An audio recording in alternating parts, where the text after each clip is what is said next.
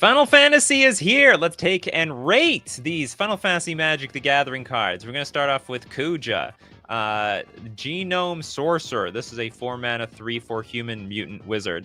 At the beginning of your end step, create a tapped 0/1 black wizard creature token with whenever you cast a non-creature spell, this token deals 1 damage to each opponent. Then if you control 4 more wizards, transform Kuja. Just from the front, I'm not particularly impressed by this card. I mean, I get the idea. If these 0/1s keep living every single turn, then each non-creature spell you cast is going to deal a ton of damage to the opponents, but no ETB effectively. So you can kill this thing before you can get to the end step. Still have to have those non-creature spells. And if you control 4 or more wizards, transform Kuja. Like, how many wizards can we possibly get in play? But anyway, we're gonna transform them into Trans Kuja, Fate Defied, a 4/6 Avatar Wizard. Flamestar. If a wizard you control would deal damage to a permanent or player, it deals double that damage instead. Finally, we got Double Strike for... Well, this was a Rakdos card in the first place, so I guess we can have Double Strike. There's nothing wrong with that, I suppose.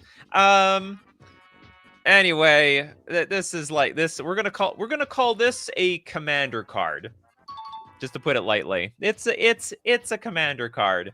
If this sees play in tournaments, I would be outrageously surprised. But I think, well, anyway, I don't know what to think. It's a lot of hoping my opponent doesn't interact with our board at all. We got a super chat early here from Little Deadfly. Thank you very much for your super chat. Red, I'm gonna look up Proud Warrior. Red 8. Is that what I'm reading here? The Red 8 Proud Warrior. This is a 3-mana 3/3 Beast Warrior. Other modified creatures you control have Vigilance and Trample, and then Cosmo Memory. When Red 8 enters, when it enters, return target or equipment card from your graveyard to your hand. Okay, see, cards like this, they get value. I think even if it dies later, at least you got the aura, you got the equipment card from your graveyard. Why you're playing with auras, I don't know. Equipment, I can sort of, you can sell me on that. 13. Oh, I'm an idiot. You know, it's funny. I used to have a Roman numerals watch for the most of my life. Yeah, I know. It's supposed to be a V. I wasn't reading properly. Nikachu doesn't even read his Roman numerals properly. Vigilance and Trample is quite fine. And also the modified creatures have Vigilance and Trample. Still, I'm going to say this is a fine card. It's okay.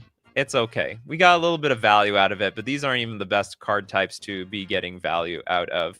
And we still have to modify the other creatures to get like really big, for some really big attack. Is this Final Fantasy 7? That should be like another thing. Can I name the Final Fantasy? I only know 2 Final Fantasies. I know Final Fantasy 7 and I know a little bit of Final Fantasy 8, and I don't know any of the rest of them. I'm pathetic. I actually probably should get through every single Final Fantasy. I'm sure everyone would recommend it. Funny story, Y'shtola, Knights Blessed, is basically a Ariete of the Charmed Apple as a cat girl. So let's look at Y'shtola. It's a cat girl. All right, we have a 4-mana 2/4 cat warlock with vigilance. At the beginning of each end step, if a player lost 4 or more life this turn, you draw a card. I can get behind that. That's actually really nice because, well, first off, you can be the person dealing 4 damage to somebody, but it affects every single turn. At the beginning of each end step, if anyone lost 4 or more life, you draw a card. Hell, you could have even played Dismember and paid Phyrexian mana and lost the life yourself, all right? So I actually like that ability. Whenever you cast a non-creature spell with mana value 3 or greater, Y'shtola deals 2 damage to each opponent and you gain 2 life. That's a banger. That's really strong. So in addition to, and so like you could basically, does it affect only once a turn? When you cast a non-creature spell 3 or greater, that's insane! So you can play multiples of these spells, you deal 4 damage, gain 2 life, and trigger this thing every single turn. Yeah, I know. It works even if you lose the life over here. Cost 4 mana, big butt. I mean, the Gyat on this card is enormous, which is very important for keeping your creature alive. You're in the Esper colors. I like what's going on over here. I think this is fantastic. You know what they were doing? They were buffing up they're basically buffing up the cat girls. They're like, okay, this is going to be a cat girl.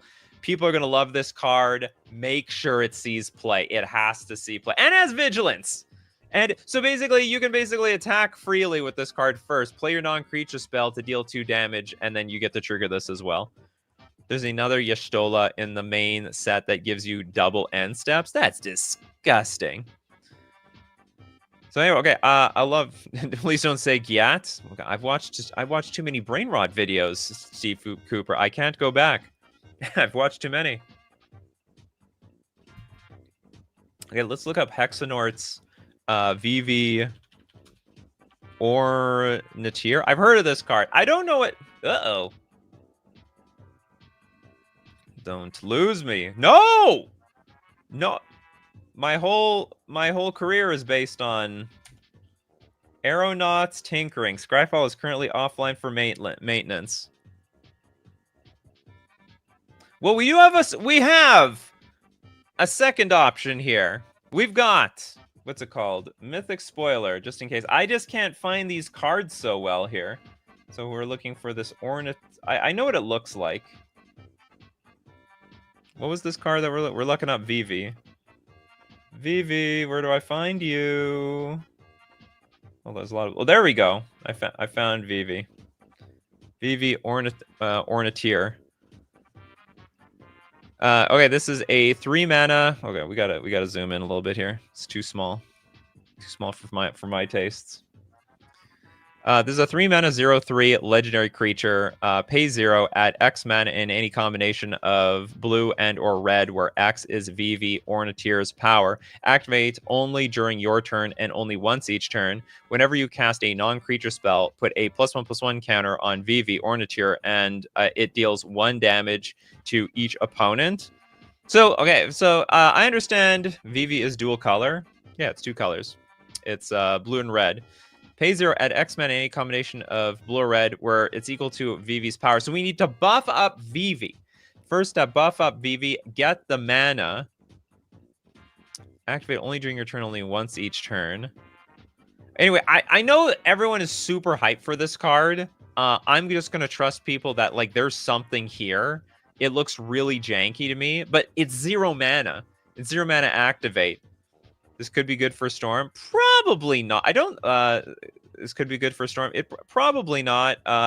Storm requires, like, I don't think Storm is ever going to want to take the time to buff Vivi up, like, to any degree. And, like, what's the buff spell for this card? So you have to have some range of, you know, either some passive buff spells, some intentional buff spells, and then start gaining mana like crazy. Well, hopefully like crazy. I heard the neat interaction with Vivi and perhaps Agatha's Soul Cauldron. So Agatha's Soul Cauldron will put a +1/+1 counter on a creature, plus get all the abilities of Vivi anyway. And like all the creatures in play with +1/+1 counters will all have the ability, so they're all going to get the mana at the same time. So I could see that interaction happening. This is the type of card people have a lot of room to brew with if they want to brew with this card. What do I think about the Chocobo cards? Okay, so we're gonna say thumbs up to Vivi. Vivi Ornithir. If I'm even pronouncing that correctly. I don't know, I didn't see the Chocobo cards. Well, how do I do the Today Show? Are you back yet? Come back! Scryfall. No! This is the worst time to be gone. Where are the Chocobos? Okay, I probably can't look for things intentionally. We're just gonna have to go through them one by one now. Although I do have a super chat. Where'd the Chocobo? Wow, they got so many cards here. Oh, here's the Chocobos. Are they different, or are they all the same? So we have a 3 mana 3/2. You may look at the top card of your library anytime. You may play lands and cast bird spells from the top of your library. If a land or bird you control entering the battlefield causes a triggered ability of a permanent you control to trigger, that ability triggers an additional time. But the problem is that doesn't trigger the Chocobo, because there is no trigger on this Chocobo. Traveling Chocobos are the same, but there are a couple other Chocobos. This is the only one I'm familiar with. Oh, this is going to be oh, you know what? Okay, we just have to watch things from this page. I just can't leave it. Otherwise, this show is just going to be completely brutal. Completely brutal. I didn't plan on Scryfall crapping out on me so early in the show. Okay, let's just go start going through them. We have a super chat here. I'll try to get the Merfolk token. Oh, token Merfolk. There's a Merfolk in this set? Sahagin? I'm interested. Okay, Lightning Army of 1. 3 mana, 3/2. Can we zoom in further? Oops, wrong page. Zoom in. Perfect. Lightning, Army of 1, the 3 mana 3/2. Human Soldier, First Strike, Trample, and Lifelink. With Stagger, whenever Lightning deals, I'm just calling it by the first name, Lightning deals combat damage to a player until your next turn if a source would deal damage to that player or a permanent that player controls. No, the ads. It deals double that damage instead. That is, well, this is a pretty aggressive card for 3 mana. You have the First Strike, Lifelink, and Trample. You've got no ETB, though. Oh, we don't have Haste, which would have been the most important thing, so that we can deal damage immediately. And then if a source would deal damage to that player or a permanent that or that player controls, it deals double that damage instead. But still, it's fine. Give this dude double strike. Oh yeah, swing once, basically swing twice. So basically, if we connect with one person, it's going to hit the hardest. Okay, next we didn't look at Kefka.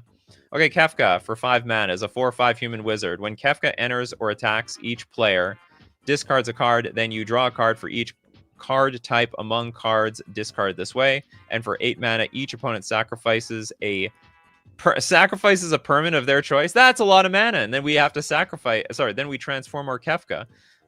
Transform into what? Transforms into Kefka the Ruler. This is a flying 5/7 Avatar Wizard. I guess on the same plane as Sauron. Whenever an opponent loses life during your turns, you draw that many cards. Whoa! That's wild.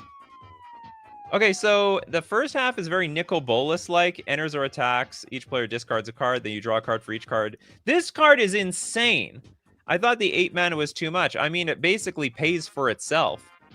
When it enters the battlefield, you're going to draw a card for everything that you've discarded. Yeah, I mean, it's pretty nuts all around.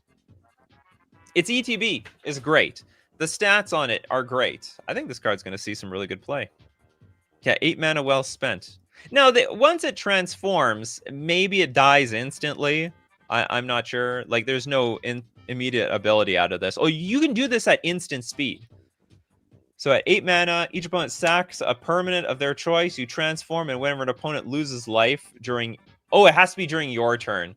You draw that many cards. All right, so they balanced it a smidge. Just a little bit, but really not a whole lot. Not a whole bunch. The Merfolk support the Summon Leviathan. I saw that card. Maybe we'll get to that card today. All right, next we've got Emmet, the Selch. What is this? Selch Unsundered. 3 mana, 2/4. Oh, these are all flip cards. Okay, so we have to click on it. We must click. 3 mana for a 2/4 Vigilance. When it enters or attacks, draw a card, then discard a card. So basically a loot. 2/4. At the beginning of your upkeep, if there are 14 or more cards in your graveyard, you may transform this card. Very easy to pull off, I have to say. These days in Magic the Gathering, 14 cards. You can like dump half your library in your graveyard if you really want to, if you try as hard as you can.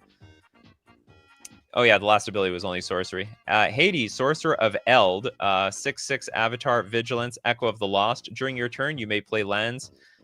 During your turn, you may play cards from your graveyard. If a card or token would be put into your graveyard from anywhere, exile it instead.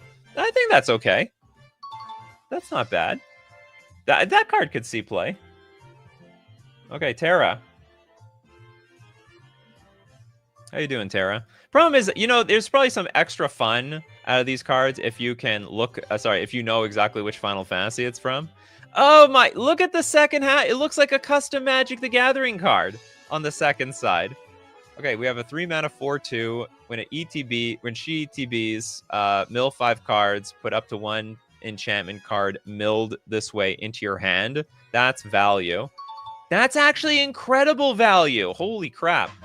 You're going to get a card, but you also get the cards in the graveyard, and it's a 4/2. So it also has trans for 6 mana. Tap, exile Terra, then return transformed into Esper Terra. Turns into a 6/6 flying saga. That's just great. That's really what I want to hear. I want to hear that our creatures are turning into sagas. Chapter 1, create a token that's a copy of target non-legendary enchantment you control. It gains haste. If it's a saga, put up to 3 lore counters on it. It's for the saga people. And then Chapter 4, add double white, double blue, double black, double red, double green, exile it, and return it to the battlefield. Well, then we go back to Terra again? This seems pretty OP. Very, very OP. Sorry, I can't look up cards. Scryfall is offline. Super offline. Down for maintenance. This is the first time ever. I think that's the first time ever that's ever happened. Which is it's a good time to be down for maintenance because at least we have a fallback with Mythic Spoiler. Anyway, this card's insane. They didn't water them down, did they? They didn't water them down at all. Sin, Spyra's Punishment. Okay, this one might be a little watered down because it's 7 mana for a 7/7 Flying Leviathan. You know, back in my day, Leviathans were 10 mana and they didn't fly, and also they weren't even any good. Whenever Sin enters or attacks, exile a permanent card from your graveyard at random, then create a tap token that's a copy of that card. If the exiled card is a land card, repeat this process. Okay. Oh, actually, if it's a land, so basically you get to keep going on and on and on and on until you hit a non-land card. So if you have all lands in your graveyard, you actually just regurgitate the entire graveyard onto the battlefield. So maybe this is a little bit better than I think, but still for 7 mana, I'm not as... Like, if you have 7 mana in play, do you really need the lands anymore? Anyway, so it's going to be a little bit more of a stinker than anything else. What else do we have here? Cloud! I heard you're from Final Fantasy VII. Midgar Mercenary, double white for a 2/1. Enters, search your library for an equipment card, reveal it, put it into your hand, then shuffle. As long as Cloud is equipped, if an ability of Cloud or an equipment attached to it triggers, the ability triggers an additional time. This is terrible. I think this is just terrible. I think if you're playing an equipment deck, you'll be happy that you have this tutor, but as a creature itself, it might as well have been a sorcery is all I'm trying to say, or an enchantment or something. Are we rating these as commander or for other game modes that people say they play? We are rating for everything.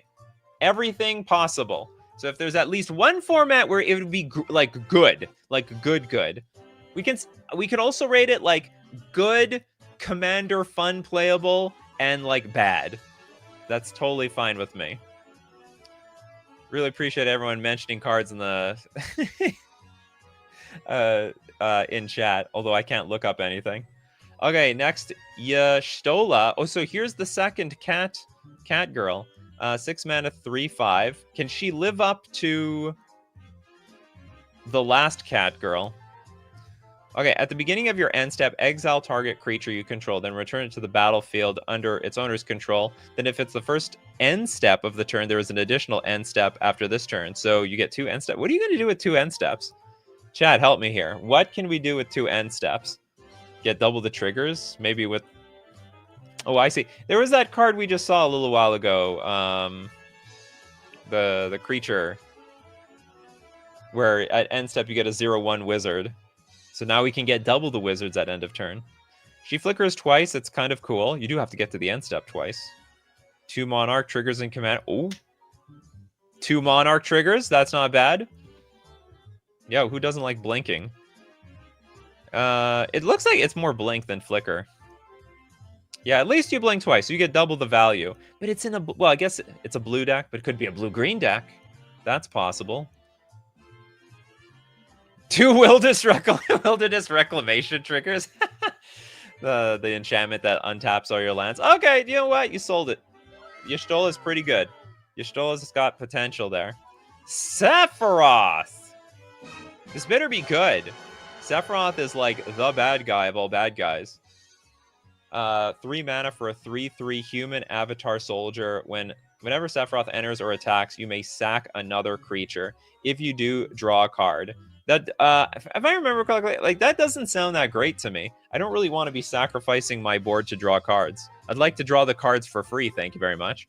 And then whenever another creature dies, target opponent loses a life and you gain a life. And if this is the 4th time this ability has resolved this turn, transform Sephiroth. So whenever another creature dies, So, okay, if we kill 4 creatures, we get to transform our Sephiroth into the One-Winged Angel, a 5/5 flyer with Supernova. As this creature transforms into Sephiroth, One-Winged Angel, you get an emblem with whenever a creature dies, target opponent loses 1 life, and you gain 1 life. So I guess the consensus when we talked about this one on another show is that the emblem is not to be underestimated. That's permanent.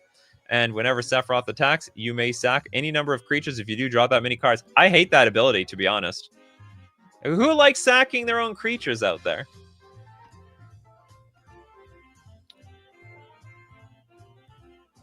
That black Sephiroth next to her is broken.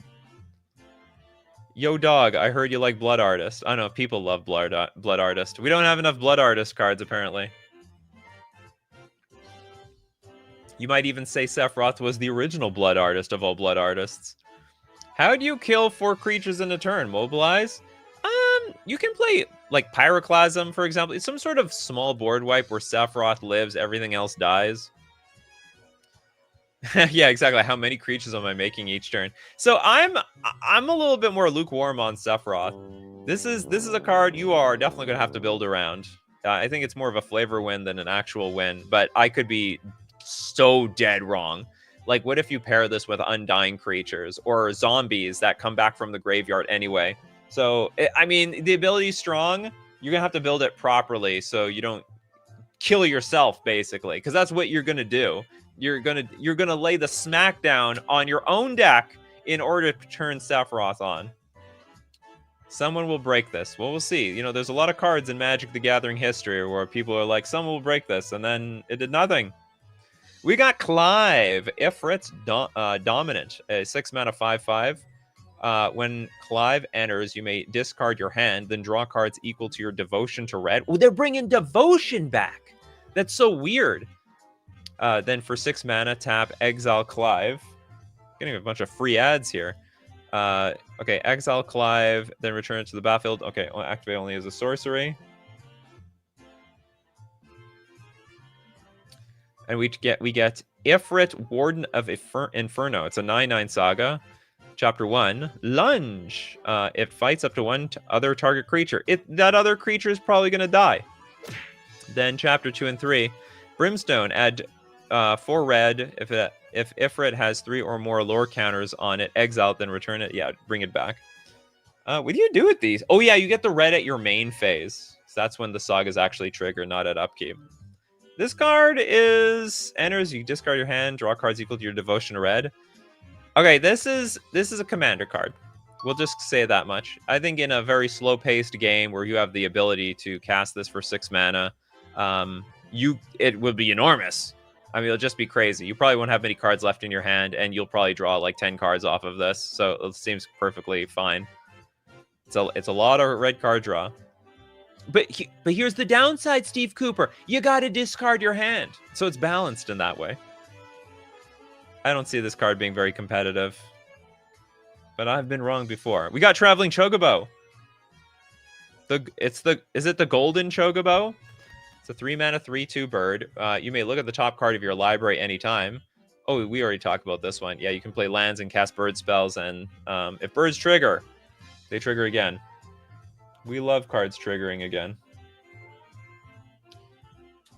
It's the Moogles. Moogles Valor, 5 mana for an instant. For each creature you control, create a 1/2 white Moogle creature token with lifelink. Then creatures you control gain indestructible until end of turn. Oh! So we basically double the creatures in play? Free creature, we get a 1/2 Moogle. And then we have indestructible. This could be the greatest ambush of all time. We're going to ambush our opponents here. I find that to be like Wheel of Fortune is fair, you have to discard your hand. I'm being cheeky. I know, they're not really going to discard their hand now, are they? They're going to discard nothing. Oh, but it's 5 mana. 5 mana is quite the price to pay for a sort of, some sort of Teferi-like card. Attacked by a horde of Moogles. It does sort of say for a token deck, though, double your tokens. No, token players, they love doubling their tokens. You can never have enough tokens on the battlefield for a token deck. Okay, it's Commander. Commander playable. Astrologian's Planisphere, 2-mana equipment. It's got Job Select. When this equipment enters, create a 1/1 colorless hero creature token, then attach this to it. Job Select sounds like a crappy name for a mechanic. I don't like that. The ability is good. I mean, it's just living weapon, except no germs. Equipped creature is a wizard in addition to its other types, and has whenever you cast a non-creature spell and whenever you draw your 3rd card each turn, put a +1/+1 counter on this creature. I find it very strange that a wizard is looking for a job. Job Select, and selected this one. So you cast non-creature spell, when you draw your 3rd card, we buff up this creature. You have to equip for 2. I'm going to say this sucks. I think it sucks because you still have... even after you play it, it's a 2-mana 1/1, and you still have to cast spells to make this work. Oh, but you don't have to equip it immediately. When you ever cast a non-creature spell, and whenever you draw your 3rd card each turn. Whenever you cast a non-creature... No, you know what? I misinterpreted this card. This card would be insane. Okay, I thought this card sucks, but the Job Select actually is everything. So because it's a 2-mana 1/1 Quirion Dryad, is if I'm understanding this card correctly, which is like Quirion Dryad is this like green card which says if you cast a red, blue, black, or white spell, then it gets +1/+1. And that's basically what this card is saying. Cast a non-creature spell, and if you draw your 3rd card each turn, so this thing can get really big really quickly. It actually, maybe it could see legacy play. Yeah, permanent prowess. I completely take it back. This card could be a danger. No, when I read the equip 2, because you see, I have this bias against equipment that they're useless, but they're very useful. Zarathur says, Nikachu, long time no see. I'm so hyped for the Final Fantasy 6 and Final Fantasy 8 cards. They even got Triple Trad, one of the cards revealed today. Okay, I'll try to look for those cards later. Maybe Scryfall will be online. It's not online yet. We're waiting for Scryfall to be online. I will try to look for the Super Chat cards at the 1 hour mark. Dark Confidant! 2-mana 2/1. At the beginning of your upkeep, reveal the top card of your library and put that card into your hand. You lose life equal to its mana value. I actually think this card is just finished. I think the card is just bad. You know, in a world where everything is really slow and you barely play anything, and cards are also very cheap, and the card advantage actually matters, Bob is great. But in today's world, I think Bob is just no good anymore. I don't know if the card advantage is worth the amount of life that you're going to lose. Very often on turn 2, turn 2 is such a critical turn of Magic the Gathering these days, because by turn 2, people can just like spiral their board out of control, and playing a 2/1 on turn 2 really sucks. It's terrible. Yeah, I didn't know Bob Maher was in Final Fantasy. I had no idea. Dark Confidant is my favorite Final Fantasy character. Is that a real character in Final Fantasy called the Dark Confidant? It just meshed up perfectly like that? Why they make it mythic? This card's not any good anymore. It sees play nowhere. It would be so interesting to see if this sees actual play today. Today in like standard. That'd be fantastic. Oh, we're back! But Scryfall is back. That's fantastic. Okay, we can dump this crap and start taking cards suggested by people. All right, I'm going to say Dark Confidant. Bad card. Never gonna... I shouldn't say never. I think it's going to be bad if anyone tries to play it. That's all I'm saying. Okay, we're going to look at more Final Fantasy cards, especially the ones that you guys are recommending. But where do you get these Final Fantasy spoiled cards? Get them, pre-order them at FusionGamingOnline.com. My favorite place to buy my Magic the Gathering cards and pre-order those cards. Final Fantasy is coming out hot and heavy.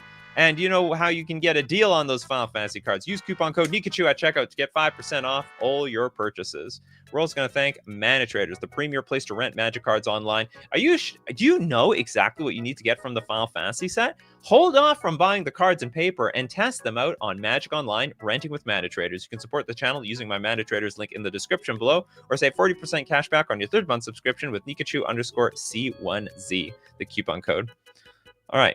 Here's Vivi. A little late here. Okay, we can take cards, which means we can go to the super chats. The token merfolk. Thank you so much, Pabno. Sahagan. Whatever the hell that is. This is a merfolk. Okay, is it any good? I didn't hear about this card. It's a 2-mana 1/3. Whenever you cast a non-creature spell, if at least 4 mana was spent to cast it, put a +1/+1 counter on this creature, and it can't be blocked this turn. This is awful. I couldn't be any more disappointed.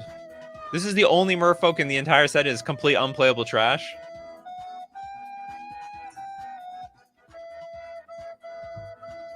Oh, man. I thought there was going to be a merfolk in this set. I thought there was going to be at least one. They could have made it good, damn it.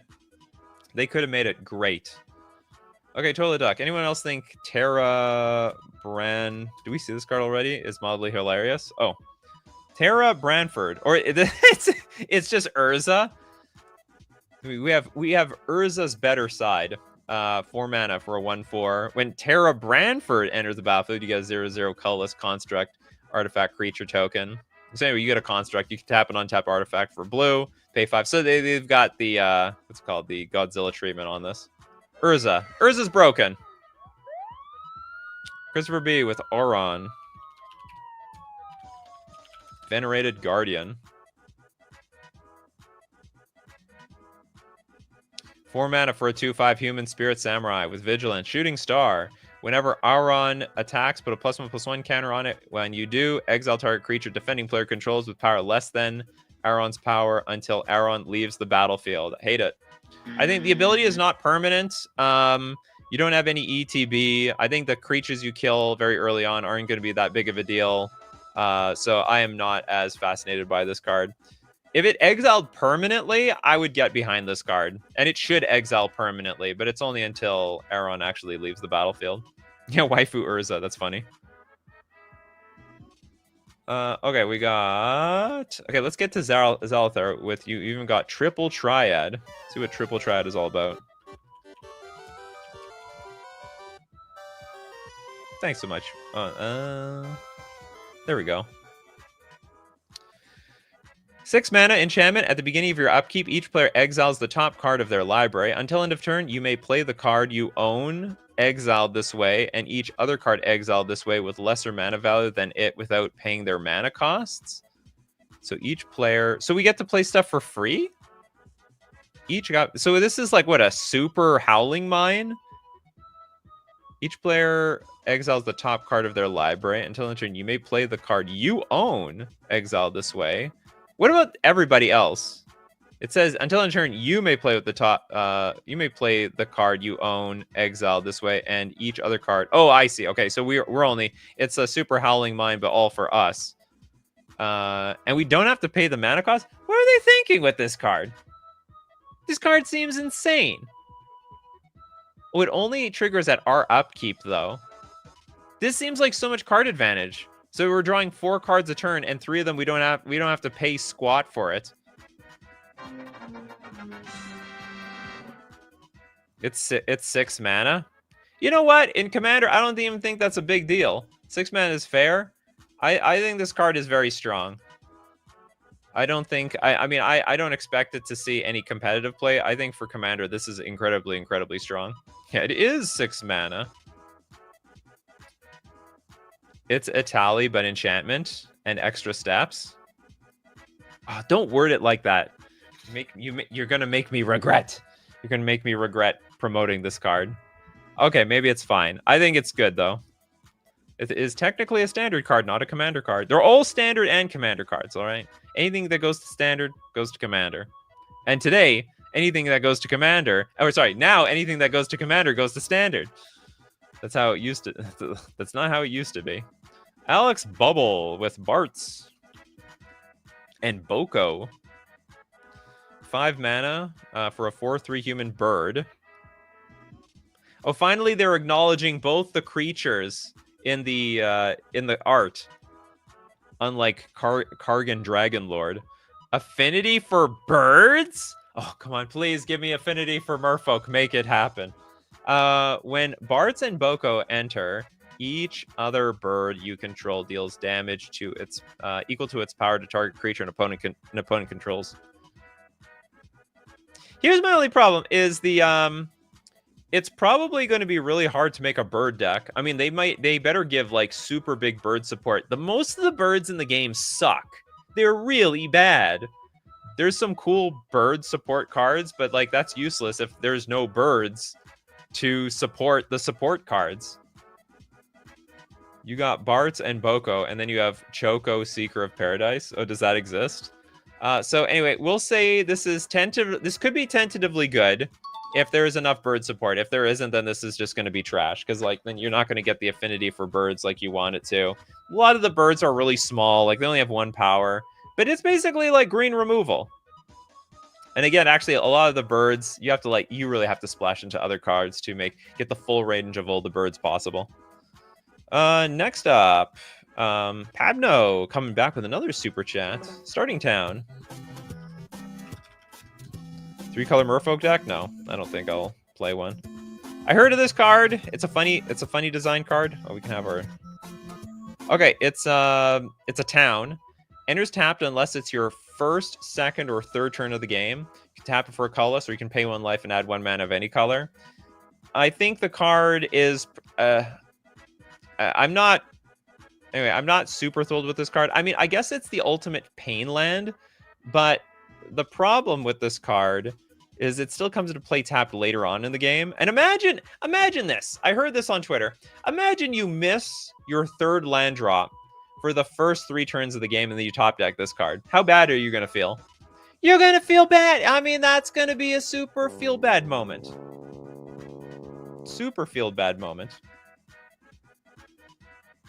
My Birds of Paradise adding a whopping 0 damage to the count. We're going to say this is going to see play, but it's probably going to see play more, I don't know, at the standard level. I mean, it might see play outside of that. Like, this might be an Eldrazi deck stream where you can play any color and still have access to colorless for the Eldrazi.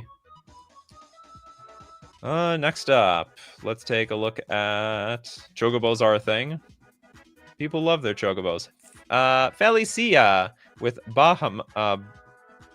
is it called Summon Bahamut?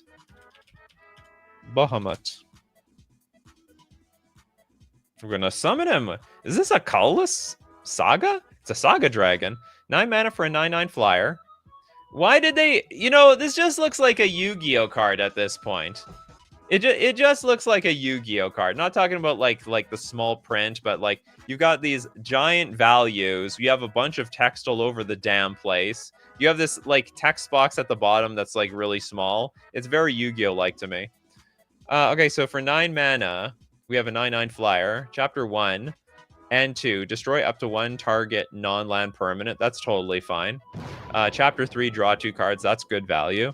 And then we got Mega Flare at Chapter 4. This creature deals damage equal to the total mana value of other permanents you control to each opponent. If you haven't won in the first 3 turns, you better believe that you're going to win at this point. This is crazy. It's Exodia. Wait, Exodia, in this case, is reaching Chapter 4. Can we read ahead? Maybe this is finally a reason to... can we time travel with this? Is that how the mechanic works? For 9 mana, we might be dead by now. You know, actually, I mean, it's a completely colorless card. You know, we live in a world where we can make a lot of mana. I don't know if 9 mana is something we can make, but between, like, you know, Grim Monoliths and Voltaic Keys and stuff like that, maybe this is... I want to say there's a world where this can see play. I want to say this is a world where this could see play. It's slightly cheaper than Ugin. I mean, it's basically Ugin, right? Enters the So when it enters the battlefield, you blow something up. You get to your turn, you blow up another thing. So that's like Ugin, right? But on top of that, this has like a little bit more longevity in terms of like drawing 2 cards and then hopefully the ultimate like just completely finishes them off. Time travel doesn't work on lore counters. Damn. That makes no damn sense. Oh well. Time travel don't work on Saga, unfortunately. Believe me, I tried, okay? You built the deck and found out it didn't work. Nikachu, curse you for making me want to play Magic the Gathering. My sincere apologies. You get sucked into this game. It's hard to get sucked out. Do Saga creatures sack themselves at the end? Yeah, they do. Or I assume they do. If you haven't won by now, like, you deserve to lose anyway. Okay, I think this card is great. Would not be surprised to see this in competitive play. You can proliferate the lure counters. Ah, there we go. But proliferate doesn't see play outside of Commander. I don't think it's a thing. Okay, do we have any other cards? Okay, fun card, Tifa Lockhart.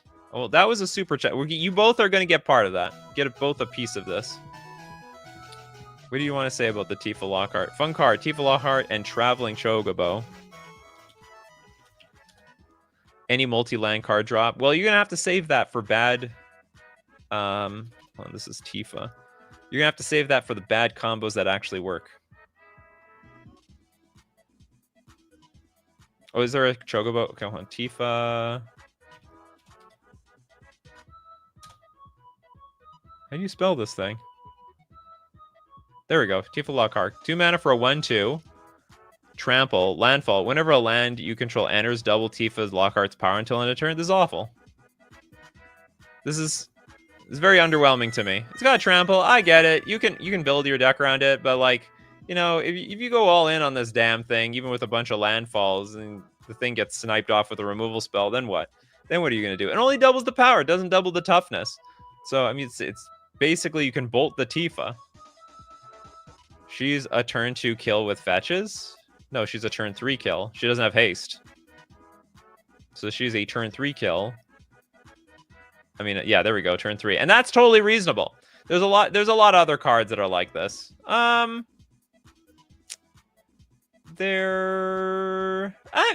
know what? I shouldn't underestimate this card, even as a 1/2, but it reminds me too much of, what's it called? It's giving me the vibes of, what's the 2 mana 1/2 red creature, and whenever you cast a non-creature spell, it gets +3/+. Kiln Fiend. It's giving me Kiln Fiend vibes, and Kiln Fiend sucked.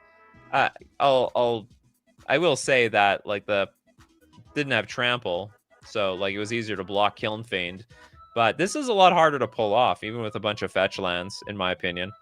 So I'm gonna say no to Tifa. So hold on, which Chocobo? We were talking about the Chocobo of Paradise or something.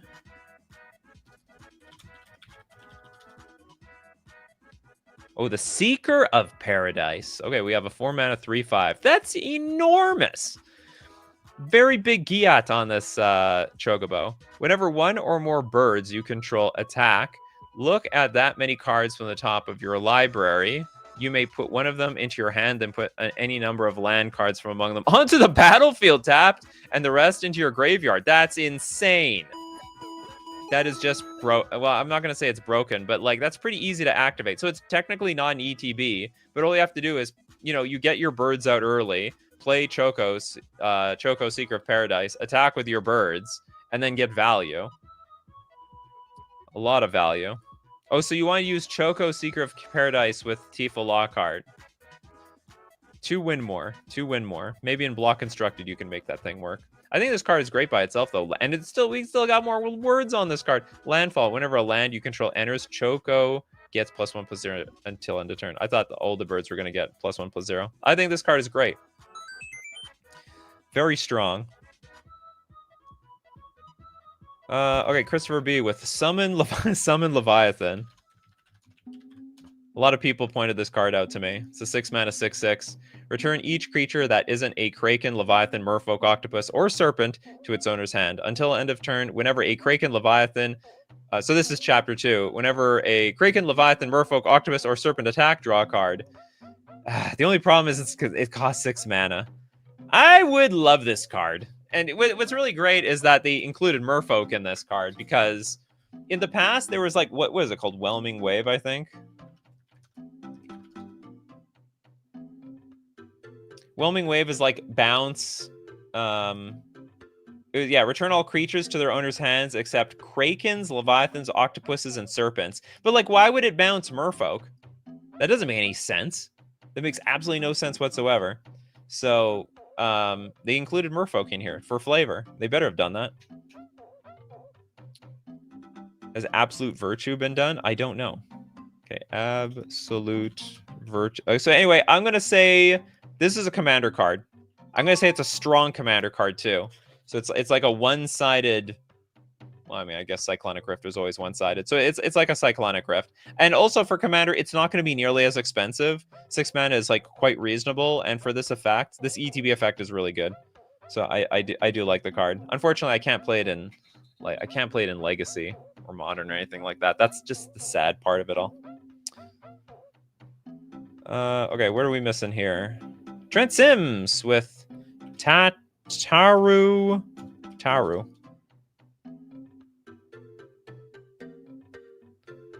This is a 2-mana 0/3. It's a Dwarf Advisor. We got another Dwarf! Dwarf support incoming. Look at this cute little thing in here. What is this? This is like, is it a pillow? Is it a kettle? I can't tell. It's very, very adorable. When Taru enters, you draw a card, and target opponent may draw a card. That's totally fine. Scion Secrecy. Whenever an opponent draws a card, if it isn't that player's turn, create a tap treasure token. Ability triggers only once each turn. This card is great. I think this card is very good. Yeah, actually, a lot of dwarfs. Maybe the dwarf decks can stop playing so many changeling. Exactly, like they might be filling the cracks with the dwarf decks. Dwarves can definitely. It looks like dwarves are just going to be this big combo kindred type. You know what I mean? Just absolutely disgusting. They're just they're not gonna attack. They're not gonna get in the red zone like the rest of us. They gotta just combo off with Magda at all costs. Okay, let's get a super chat. We got a super chat from Pabno with Grahatia. The hell? Finally, MTG Cat Boys. Well, we had the Cat Girls, and now we got the Cat Boys.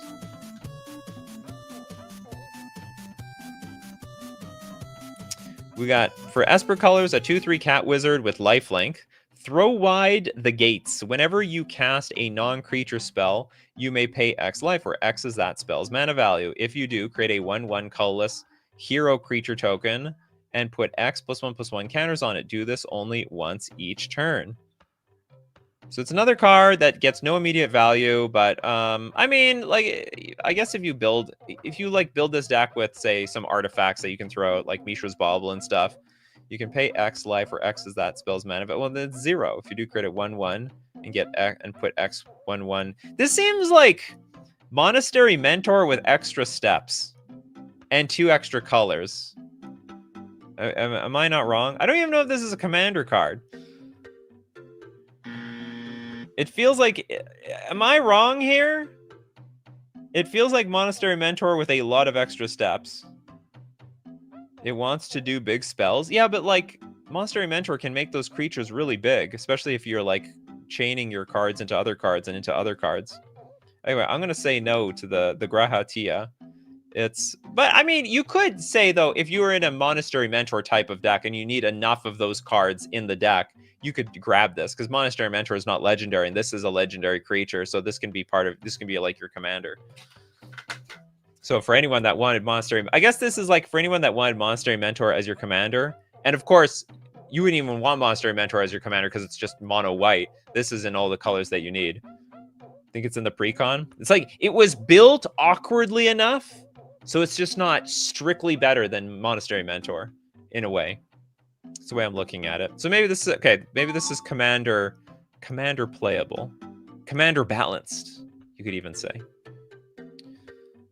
Okay, Trisaru with Balthier. Balthier and Fran. We have a 3-mana 4/3 with Reach. Vehicles you control get +1/+1 and have Vigilance and Reach. Whenever a vehicle crewed by Balthier and Fran this turn attacks, if it's the first combat phase of the turn, you can pay 3 mana. And if you do after this phase, there's an additional combat phase. Vehicles. I think it's a trap. You can have fun with them all you want. I think it is a trap. We have Voltalin, summon Primal Odin.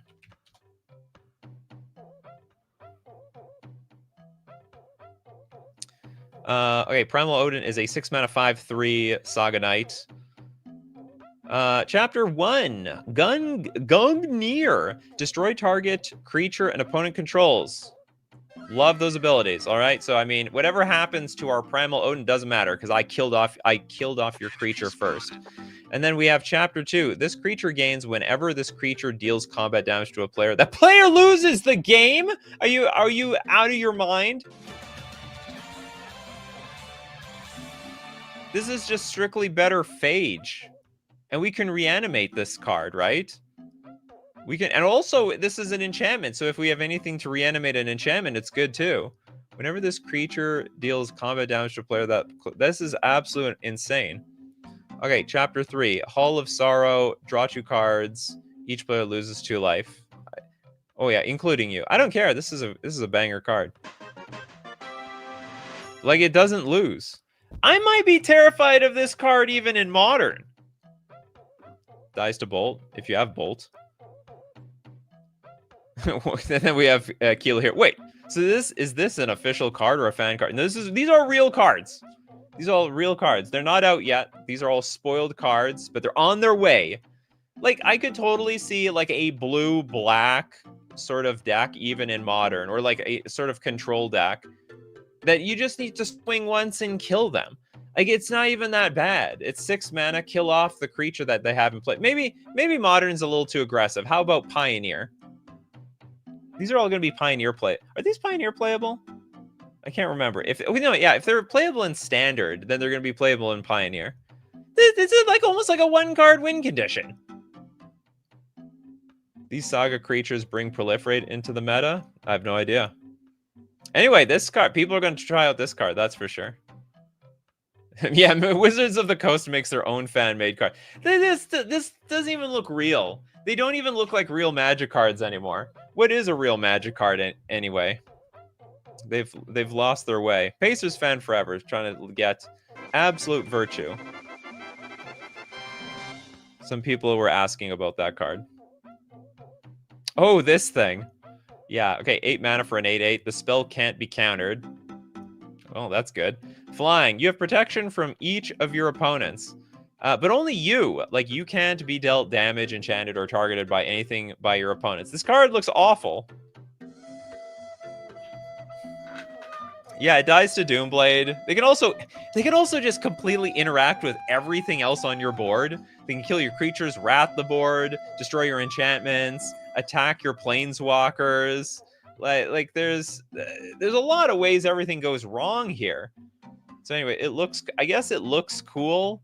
If it said you and permanents you control have protection from your opponents, that would be a completely different deal, but it doesn't. So all they do is kill this thing, and then they go and kill you. This is why Platinum Angel is very, very, very overrated. Yeah, Platinum Angel Trap, episode 14. It's Platinum Angel number 2.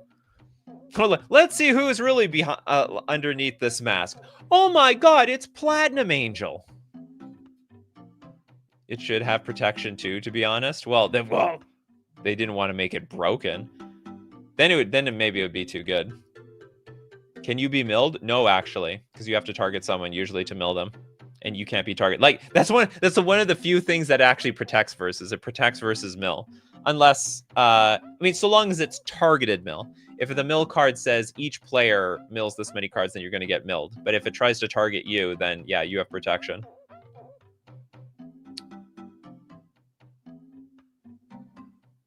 You can't be milled or get infect. No, that's not true. So long as sorry, you can't be dealt damage, enchanted, or targeted.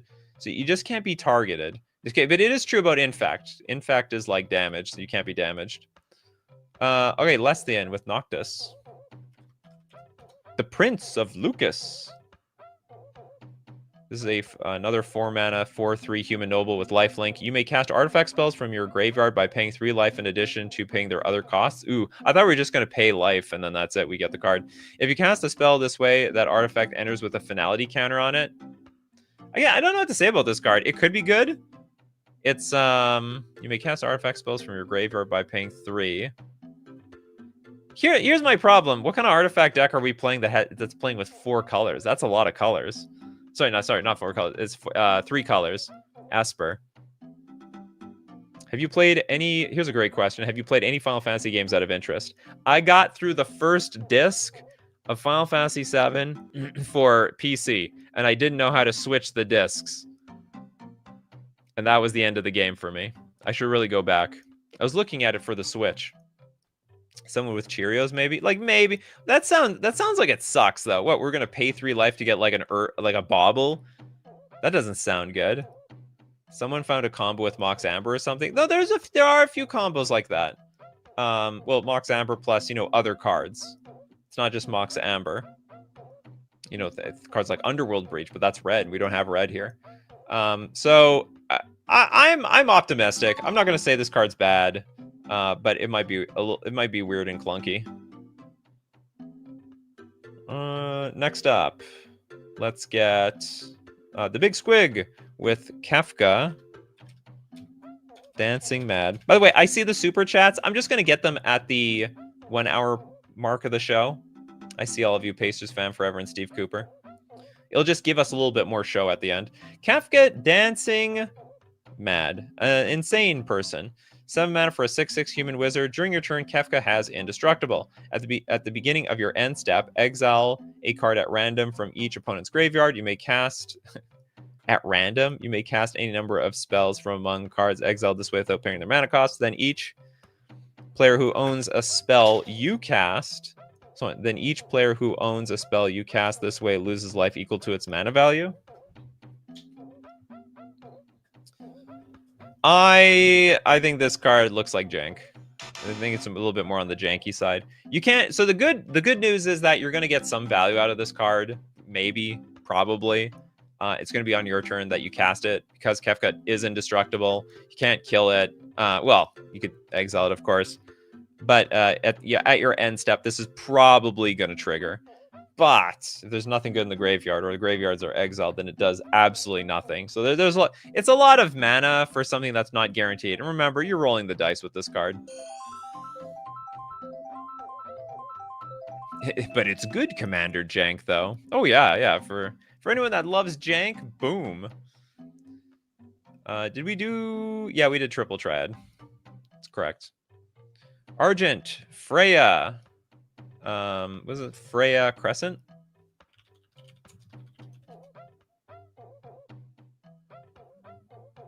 So I put Kefka in the jank pile. This goes into the jank hole. Freya Crescent is a red 1/1 Rat Knight. Love the art on this card. Jump. Did they say jump? Or fump? I think it's jump. This cross over here is confusing me. During your turn, Freya Crescent has flying.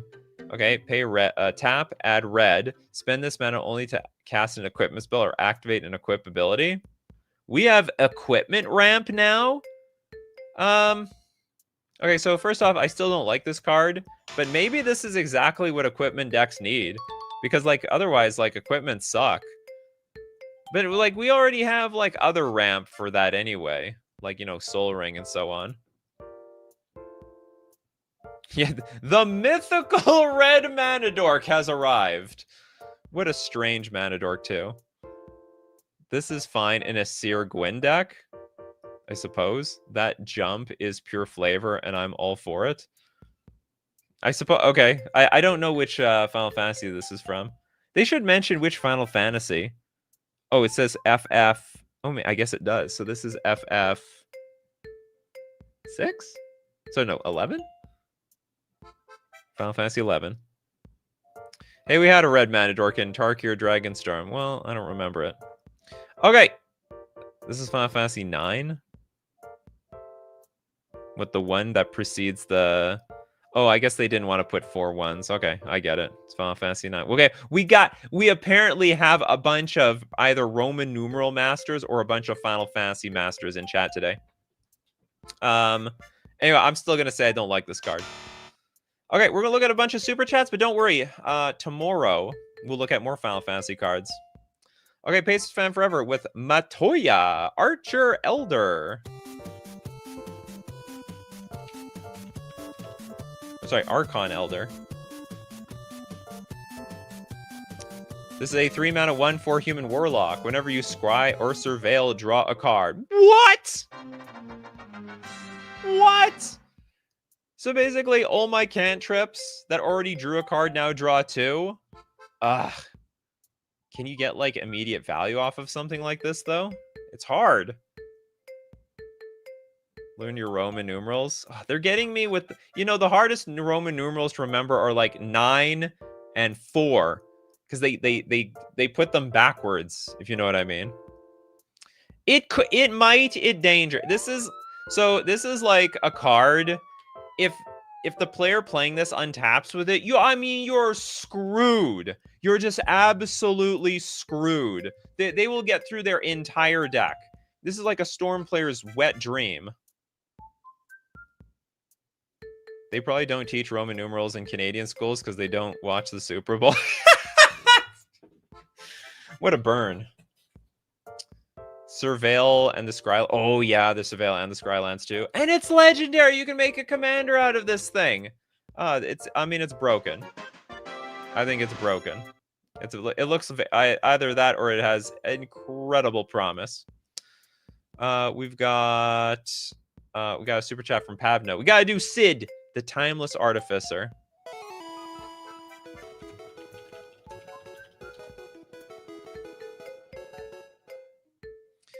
4 mana for a 4/4 human artificer. Artifact creatures and heroes you control get +1/+1 for each artificer you control and each artificer card in your graveyard. A deck can have any number of cards named Sid Timeless Artificer. It's also... Oh, yeah. Is that, like, I guess... Whoa, how many Sids are there? What happened here? We got millions of Sids. What's going on? You just type in Sid. Anyone see this? This is a billion Sids. It's like the Doctor Who. I think I understand the joke. Like, I believe Sid is like a thing. There's like always one Sid in every single Final Fantasy. There's something that there's 2 things guaranteed with Final Fantasy. The first one is it's never the Final Fantasy. There's always another one, and when there is a Final Fantasy, there's always a Sid. Yeah, Sid is a recurring character in every one, but it's a different human being, right? Like, it's never the same human. Okay, let's get back to the actual card. So the artifacts and heroes get +1/+1 for each artifact you control and each artificer card in your graveyard. That does sound strong. So, like, any random artifact creatures get, like, massively buffed by this card. And a deck can have any number of cards named Sid, Timeless Artificer. But the problem is, the more Sids that I have, the less artifacts I might have in play. If you were lucky, you wouldn't need Scry. True. Every game except the first? Oh. Sorry, Sid. You didn't become a running joke until the second one.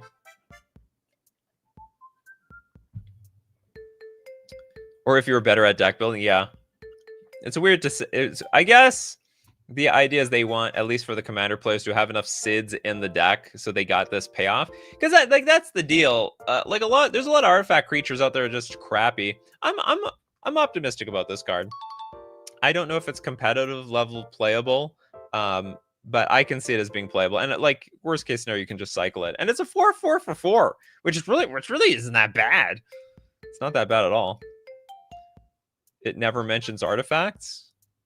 Artifact creatures and heroes you control get +1/+1 for each artifact you control and each artificer card in your graveyard. Huh? I think it mentioned artifacts a few times. Okay. That seems quite fine. Pacers fan forever with Firion Wild Rose Warrior.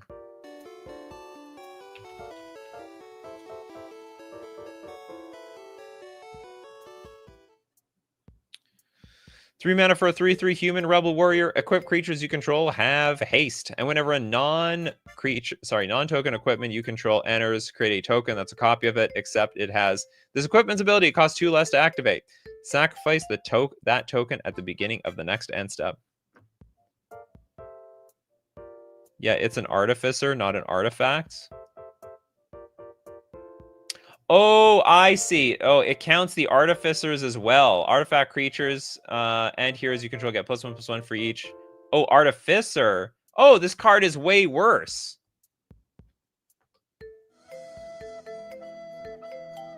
Oh, I see. I thought we were... Oh, you know what? I misread the second Artificer. I thought it was for each artifact and each Artificer card in your graveyard. Oh, I hate this card. So basically, I need to have a bunch of Artificers on the battlefield, or I need to mill a bunch of Artificers in my graveyard. Okay, I am less optimistic about this card. Maybe it's... I don't know. Maybe this is like a weird jank card that actually turns out good, because you can cycle this card, and it counts all the cards in your graveyard. Yeah, Nikachu definitely can't read. I got confused. They say artifact here. Look, I gotta fill in some gaps on the fly over here. I'm old and confused. Getting back to this card, I don't like it. This is gonna be definitely for the equipment decks. I mean, they're giving massive equipment support in this set. I just don't see these as being actually broken beyond like the commander level. At the very least, equip creatures you control have haste. I mean, that's some good news. So you can just play your creature, equip it. But at the same time, you might do the same. Like if Furion is on the battlefield, probably there was no danger of your creatures like dying or anything like that, or demanding the haste. Anyway, it's a fine card for anyone that needs to play equipment. Can you have Sid as your commander and tons of Sids in your 99? I would assume so. Like, why not? Can you have Sid as your commander and tons of Sids? Oh, that's a good question. Well, it says a deck can have any number of cards named Sid, Timeless, Artificer, so I would assume you're just allowed to do that. Okay, next up, Steve Cooper with we have a dono for chat. Vincent Valentine. Sorry, Vincent Valentine. Okay, so get your suggestions ready, because there is a dono from Steve Cooper coming. Vincent Valentine is a 4-mana 2/2. Whenever a creature an opponent controls dies, it gets a counter equal to the creature's power. So this thing can get big really fast. And when it just attacks once, you transform it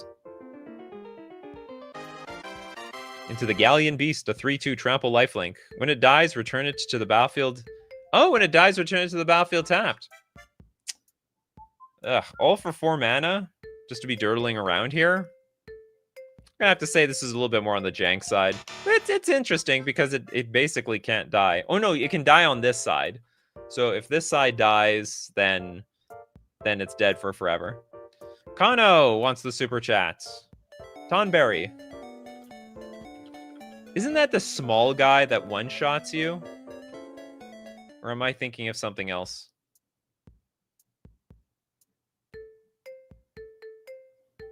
And remember, we'll do more of these tomorrow, because all the Final Fantasy cards are coming out hot and heavy. Oh, do we just not have Tonberry? Is it Tonberry or Tomberry? I have Ton. Okay, here's Tonberry. It's that guy, right? This guy one-shots you.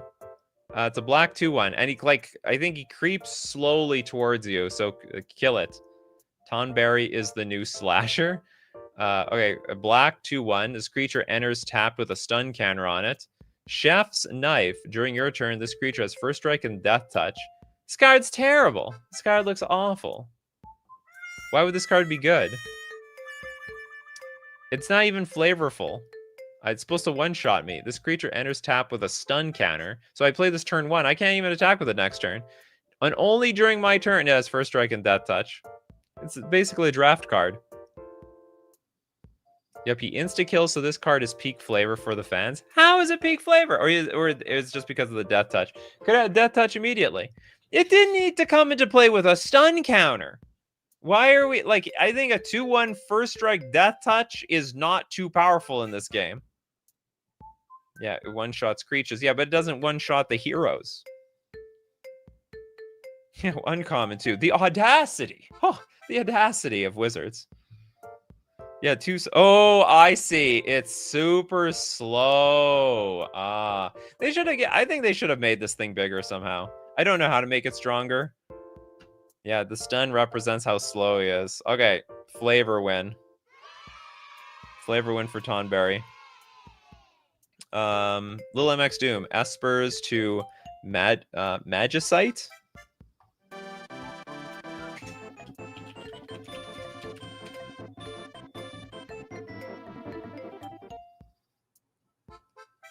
4 mana for an instant. Exile each opponent's graveyard. When you do, choose up to 1 target creature card exiled this way. Create a token that's a copy of that card, except it's an artifact, and it loses all other card types. How the hell is that going to work? So, so it becomes, so it's just like not a creature. So you basically you want like the text box of creatures. This like the fleshes have been reached. Exile each opponent's graveyard, and we get 1 creature and turn it into an artifact. I have no idea if this is any good. Turning magic people into magic powder so he can snort it. Is that what he does? Is that what he does in the game? Quality of Final Fantasy sets makes me almost forgive Wizards for SpongeBob, almost. Some of these cards feel like magic, too. This one feels like magic. We've had gestures in this game before. I'll say this is Commander playable. Maybe. Maybe. You get to choose. It's not done by random. Okay, our last super chat for the day. Pacers fan forever. With Gladiolus. What is this? Gladiolus Amicitia or something like that. This doesn't look like a fan. Oh, yeah, it's a Final Fantasy card. You got that big knife gun probably thing.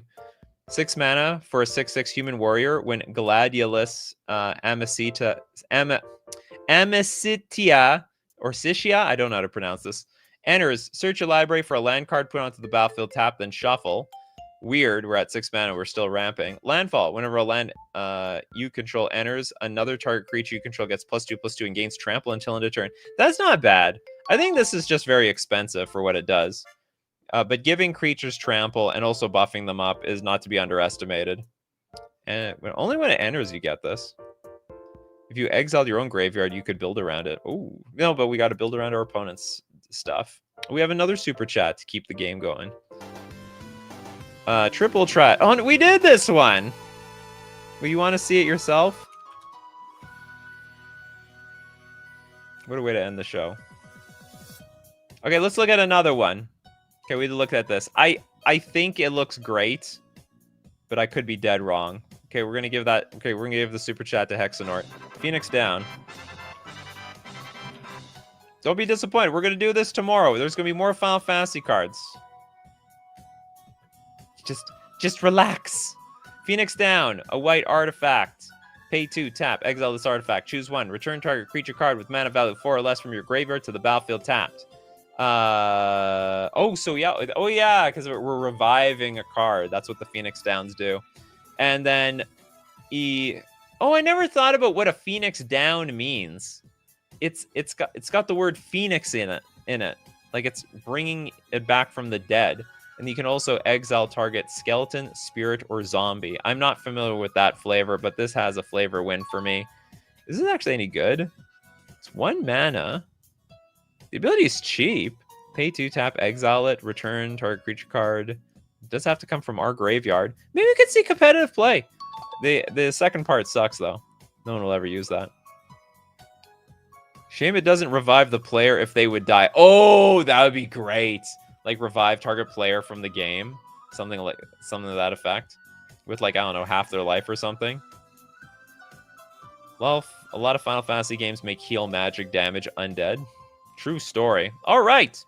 Hope you enjoyed these Final Fantasy cards. We'll look at more in part 2, but that's gonna be it for today. Thanks. If you want to be part of the show, you got to be here 3 p.m. Central Standard Time. Be there or be square. Thanks to everyone who supports the show. If you're a patron on Patreon, a member on YouTube, or you super chat to be part of the show, or even super chat so other people are part of the show. And of course, thank you everyone for being here today. People like Steve Cooper, Pavno, Trent Sims, the Ghost of Thomas Jenkins, Baxter, Pedgeman, of course, Kano, Osuf. We got Little Deadfly, The Jaded, Argentina, and more. So as usual, my coffee crew, keep brewing those coffees, and we're going to keep brewing up the magic. We're going to keep brewing up Final Fantasy in general, from 1 to whatever number we're at. And I'll see you at the next cup.